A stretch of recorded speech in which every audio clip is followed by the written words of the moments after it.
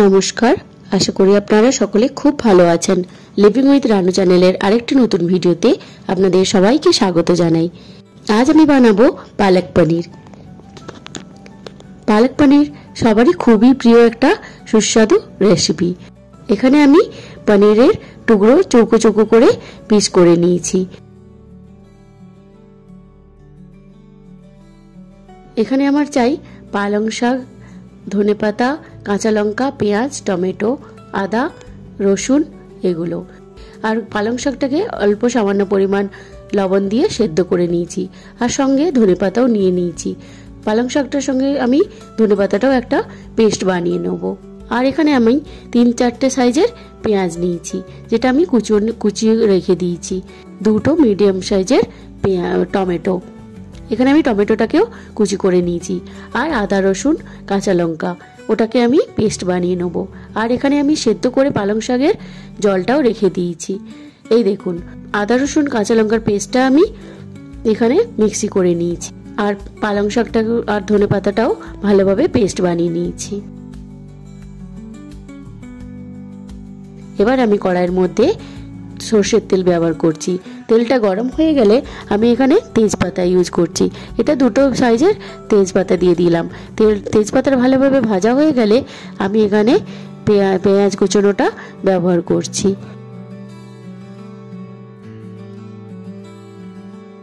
এই দেখুন, তেলের মধ্যে আমি পুরো পেঁয়াজ কুচনোটাকে দিয়ে দিচ্ছি। এবার আমি ভালো করে তেলের সঙ্গে পেঁয়াজটাকে মিশিয়ে নিচ্ছি। ভালো করে নাড়াচাড়া করে নেবো আমি পেঁয়াজটাকে। এবার আমি কিছুটা পরিমাণ লবণ ইউজ করছি, যাতে পেঁয়াজটা একটু তাড়াতাড়ি ভাজা হয়ে যায়।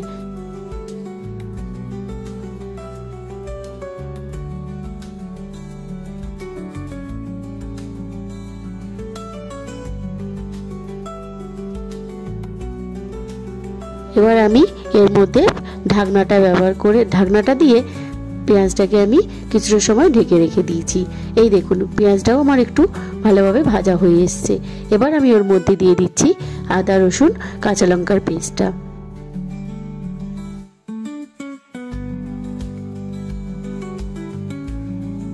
এবার আমি পেঁয়াজের সঙ্গে আদা, রসুন, কাঁচা লঙ্কার পেস্টটাও ভালো করে মিশিয়ে নিচ্ছি।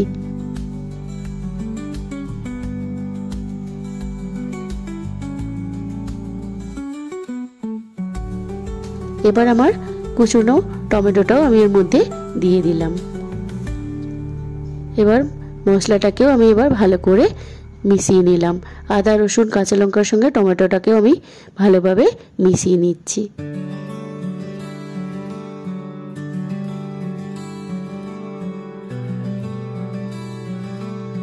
এই দেখুন, ভালোভাবে আমার পেঁয়াজটাও সেদ্ধ হয়ে গেছে আর টমেটোটাও সেদ্ধ হয়ে গেছে। সাইড থেকে তেল বেরোনো শুরু করছে। এবার আমি দিয়ে দিচ্ছি রোজের ঘরোয়া মশলাগুলো, এই যেমন হলুদ গুঁড়ো, লঙ্কা গুঁড়ো। এখানে আমি কাশ্মীরি লঙ্কাটাই ইউজ করছি, যেহেতু ঝালের জন্য আমি কাঁচা লঙ্কা দিয়েছি, তাই আলাদা করে আর আমি লঙ্কা দিলাম না, এখানে কাশ্মীরি লঙ্কাটাই ইউজ করছি। এবার আমি ধনে গুঁড়োটাও দিয়ে দিলাম। এবার জিরে গুঁড়োটাও দিয়ে দিচ্ছি। ওই নিত্যদিনের ঘরোয়া মশলাগুলোই আমি এখানে ব্যবহার করব।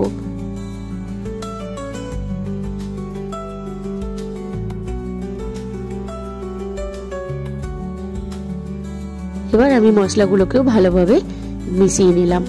এই দেখুন, ভালোভাবে আমি এবার কষিয়ে নিচ্ছি মশলাটাকে।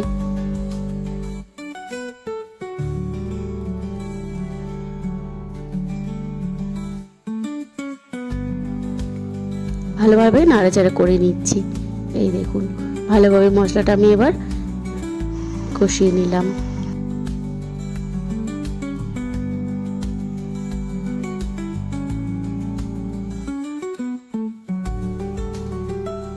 সাইড থেকে তেল বেরোতেও শুরু করে দিয়েছে।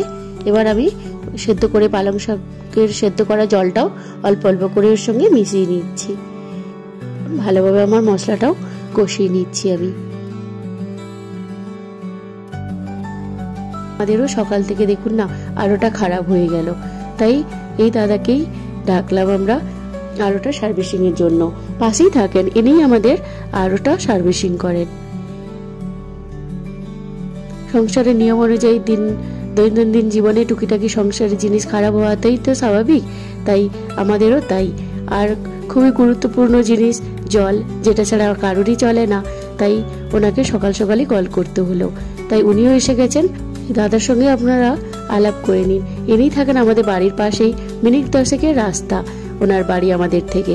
তো ওনাকে কল করতে উনিও চলে আসলেন, ফটাফট করে এরা সার্ভিসিং করে দিচ্ছেন। আর আমার এখানে ওনার সঙ্গে গল্প করতে করতে মশলাটাও বসানো হয়ে গেল। চলুন, এবার আমার দেখুন সাইড থেকে মশলার তেলটা বেরিয়ে এসছে। এবার আমি পেস্ট করে রাখা পালং শাকটাকে আমি এর মধ্যে মিশিয়ে নিচ্ছি।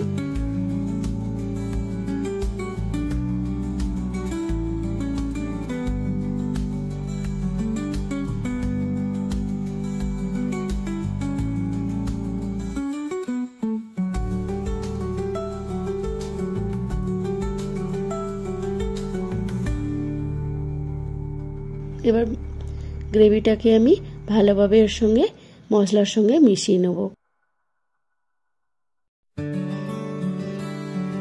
খুবই সুন্দর একটা গ্রেভি বানবে আমার এটা।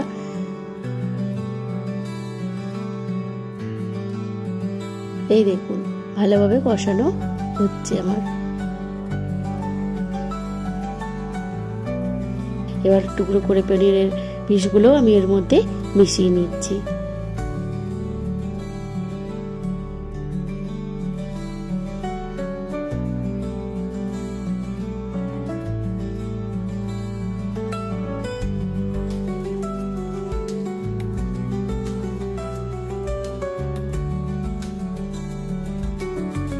খুবই হালকাভাবে গ্রেভিটা আমি মিক্স করব, যেহেতু পনির খুবই সফট, তো তাই আমি হালকা হালকা করে গ্রেভিটাকে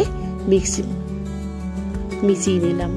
এবার আমি অল্প অল্প পরিমাণ জল দিতে দিতে পনিরের গ্রেভিটা একটু পাতলা বানাবো। যেহেতু পালং শাক, তাই গ্রেভি বানাতে এটা ঘন হয়ে গেছে। দেখুন গ্রেভিটা খুবই গাঢ় হয়ে গেছে, তাই আমি অল্প পরিমাণ আবার একটু সামান্য জল মিশিয়ে নিলাম। এই দেখুন প্রায় হয়ে এসছে আমার পালক পনিরের রেসিপিটাই। ভিডিওটি কেমন হয়েছে আপনারা অবশ্যই আমাকে জানাবেন। রেসিপিটা খুবই কম সময়ে খুবই সহজভাবে তৈরি হয়ে যাবে। অবশ্যই আপনারা বাড়িতে এই রেসিপিটি অবশ্যই বানাবেন।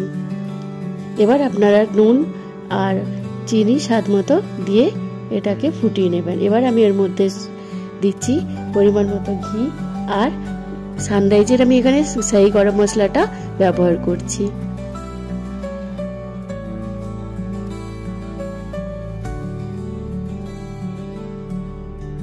এবার আমি ভালোভাবে ঘি গরম মশলাটাকে ব্যবহার করে নিচ্ছি।